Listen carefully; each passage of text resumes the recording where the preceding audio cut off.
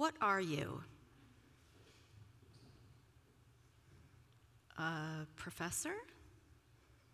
A business school professor? American? It wasn't that I didn't know the answer to that important question.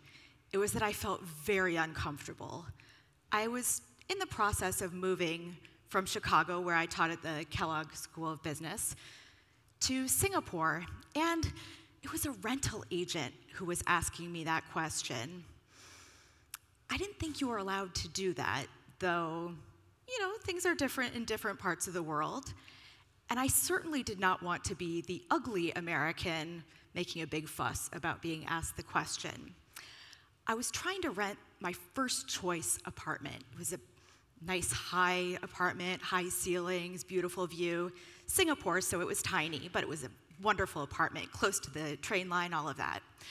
And as I was trying to figure out what to do with this question, I just took a little pause.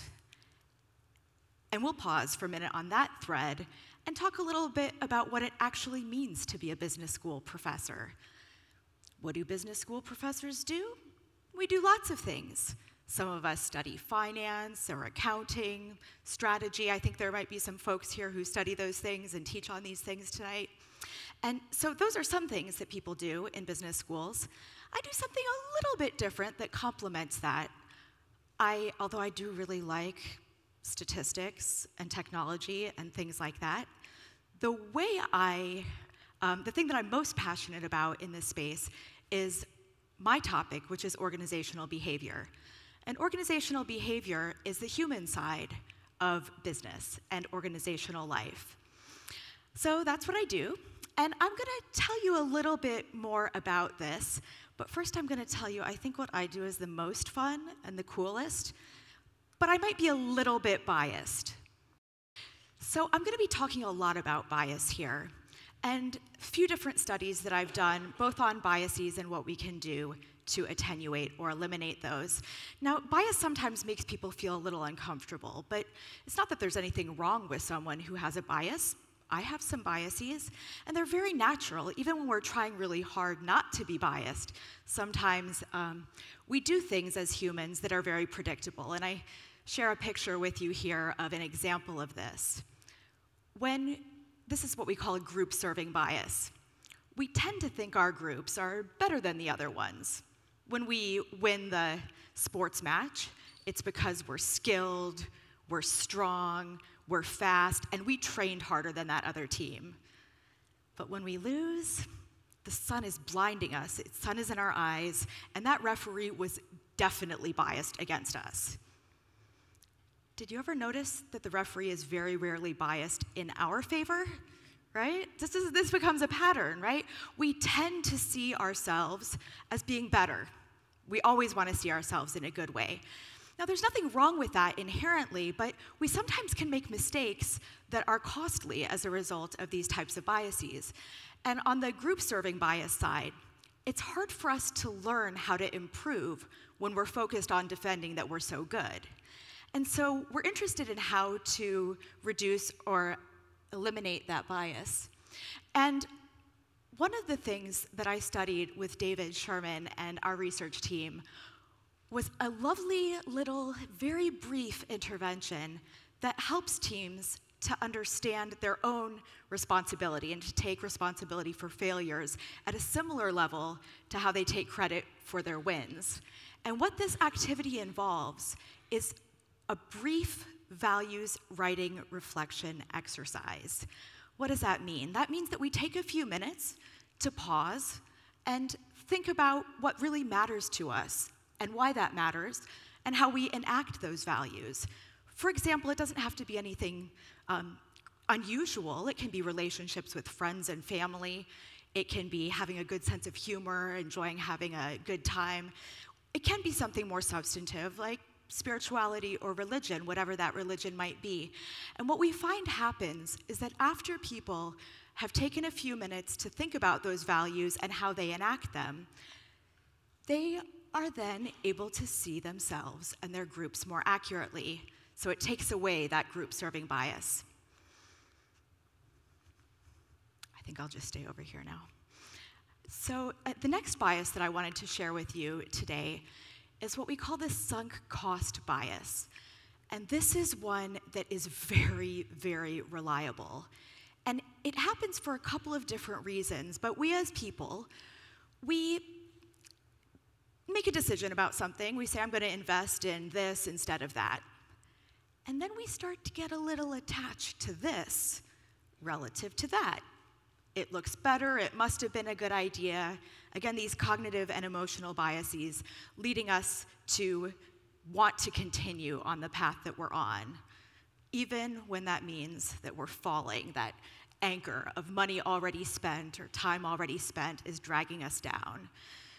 We don't want that as individual people, and we certainly don't want that for our organizations or the businesses that we're working for. Not great for society either, but we'll focus on the businesses and the people first. Andrew Haffenbrack and our team, what we found in our research across lots of studies was that there's something kind of special that makes that sunk cost bias go away. And it is mindfulness meditation. Even a brief time spent focusing on our breath, on centering ourselves in our bodies. It only takes 8 to 10 minutes. You don't need to do a 2-week retreat to have this effect. Helps people to let go of that sunk cost bias and to say, you know, maybe I put a lot into this path I was on before, but it's not the best path. I should let go of that and do something that's better. It's a wonderful learning opportunity. And so being able to learn from those mistakes and to reroute is something that's really good for us as individuals and also for our organizations. And I want to take just a second to come back to this story of the rental situation where I was asked, what are you? Now, the good news is I got the apartment. It was an awkward conversation because, you know, the rental agent had been hired by the school that had brought me there. She knew what I did for a living. She knew my nationality. And so she kept sort of poking and with a lot of uncomfortable back and forth about, no, where are you really from? Where are your parents from? All of this. It turned out that I was not the wrong ethnicity. So I got the apartment. Amazingly, I thought the bias had gone poof and was gone.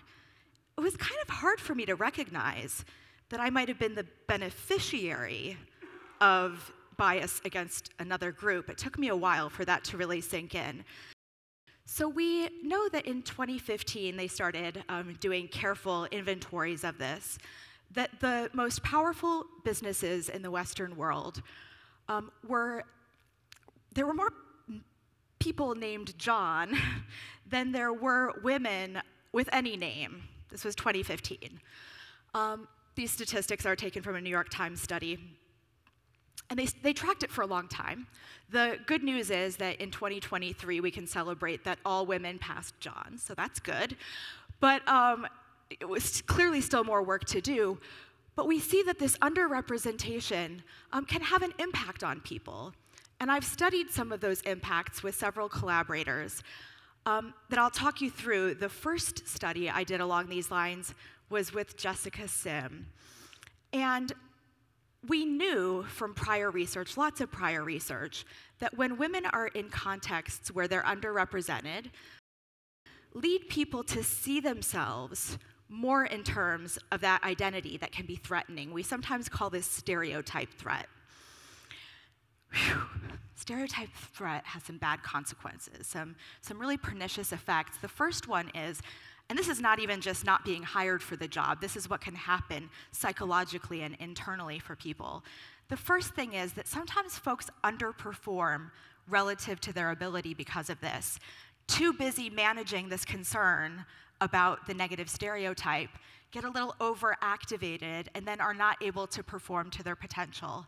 And the other thing that can happen is that folks sometimes do what we call leaning out, which is, you know, if you don't really want me here, you don't think I'm good at this, why am I wasting my time and energy? I'll just go do something else. It looks like a choice, to be clear, like I don't want to be here, but the reality is that that can be the internalization of the negative stereotypes about one's group. Whew. There's good news, though. The good news is we can change systems, of course, which we want to be doing. But even when we are unable to change a system and we find ourselves in these situations, there's something that we can do to help to see ourselves as whole people and to help others to see themselves as whole people rather than just that negative stereotype. And this is a very similar process to what we were talking about with the lions looking back in the mirror with the kitties, right? It turns out that that same values reflection, thinking about our core personal values, what matters to us and how we live by those values, kind of provides an invisible shield, like nice flexible, not a hard shield, but a nice flexible one that allows us to move a bit more freely and to see ourselves as whole people rather than just that negative stereotype. And in one of my studies with Jessica Sim, we found that a gender gap in performance, so men were outperforming women in an international business school, was reduced by 89%. So there was essentially no difference between the men and women after doing a brief reflection of this type relative to a control activity. Now, there are other things that we can do to help attenuate the pernicious consequences of being negatively stereotyped in domains that really matter for us. And one of those focuses on research that I did with my lovely collaborator, Clarissa Cortland. And in one of these studies, we found that having women have role models that push them up, that support them, seeing themselves in other women, and having the support of others really makes a difference. So it reduces that effect of stereotype threat that can lead us to lean out. The other thing that we find with respect to women and stereotype threat is that it does something quite interesting. It tends to make folks sort of say, oh, I don't know if I want to play that ugly game, play in the game that you don't want me playing in. But it also leads folks to want to support other members of their group. So I feel more solidarity when I've been a target of bias, and I understand that other members of my group are, so I try to lift them up and support them in the ways that I can, mentoring them, sponsoring them, advocating on their behalf, all of those types of things. In the last couple of studies that I've been talking about, I'm focusing on people who are members of negatively stereotyped groups sort of helping each other, right?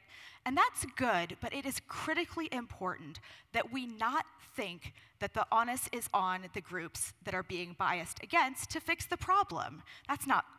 There's nothing fair about that, right? We want everyone contributing to the development of greater equity, diversity, and inclusion. A series of studies that I did with Chiara Trombini and Winnie Zhang, and in this paper, we found an effect that I find really exciting.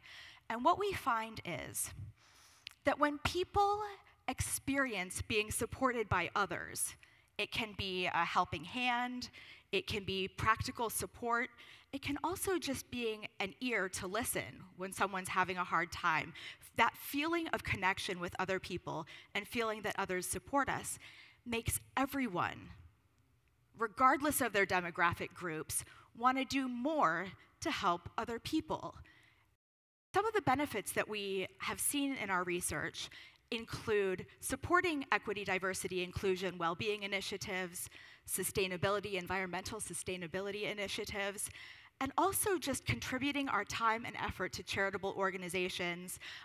In one of our studies, people are more likely to serve on nonprofit boards if they feel that they've been supported previously by others.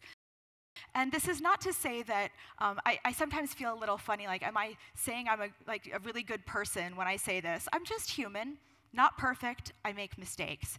But I do try to serve others, and I do that in my role as a business school professor, trying to help to see where there is need and how our business schools can help to benefit society in the ways that I was talking about, as well as some others.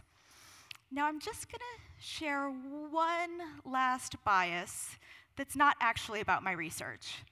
So the bias I have that I'm not trying to get rid of is that I think I have the best illustrator in the world. The best, for sure the best. And I realize that I might be a little bit biased because it's my son, Asher. Want to give a little wave? He's right there.